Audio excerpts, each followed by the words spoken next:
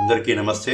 గుణాలు మరి తమో గుణం, రజోగుణం, సాత్విక గుణం, మరి శుద్ధ సాత్వికం, ఇంకా నిర్గుణం. మరి తమో గుణులు చేసే కర్మలు వేరుగాను, రజోగుణులు చేసే కర్మలు వేరుగాను, మరి సత్వ గుణులు చేసే కర్మలు వేరుగాను ఉంటాయి. ఈ ముగ్గురు చేసే కర్మలు ఒకే విధంగా ఉండవు.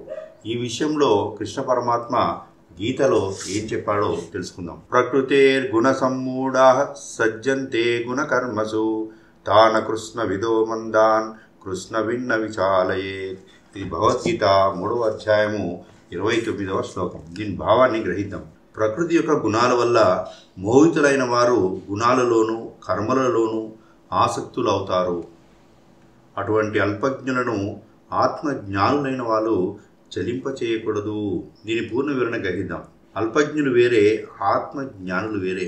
ఆత్మజ్ఞానులు అల్పజ్ఞులు కాలేరు, అల్పజ్ఞులు ఆత్మజ్ఞానులు కాలేరు. తమో గుణుల కార్యకలాపాలు వేరే, రజో గుణుల కార్యకలాపాలు వేరే, సత్వగుణుల కార్యకలాపాలు వేరే, నిర్గుణుల కార్యకలాపాలు వేరువేరుగా ఉంటాయి.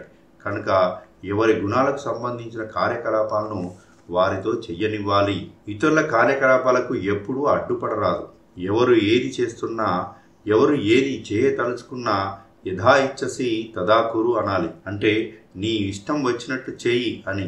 అయితే అడిగినప్పుడు మాత్రం ఇలా చేస్తే అలా అవుతుంది, అలా చేస్తే ఇలా అవుతుంది అని ఖచ్చితంగా చెప్పాలి. అడిగినదే అమ్మైనా పెట్టదు కదా.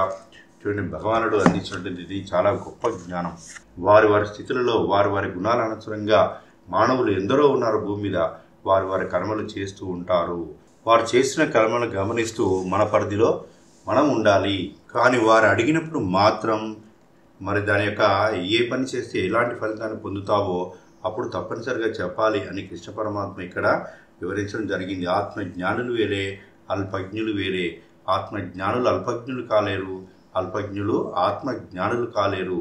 మరి ఇంత గొప్ప జ్ఞానాన్ని ఇచ్చిన కృష్ణ పరమాత్మకి, వేదవ్యాసుల వారికి, గణపతి భగవానికి, ఈ వివరణ ఇచ్చిన బ్రహ్మర్షి పత్రిజీకి, గురువులకి, గురు పరంపరకి అందరూ నమస్కరిస్తూ థ్యాంక్ యూ.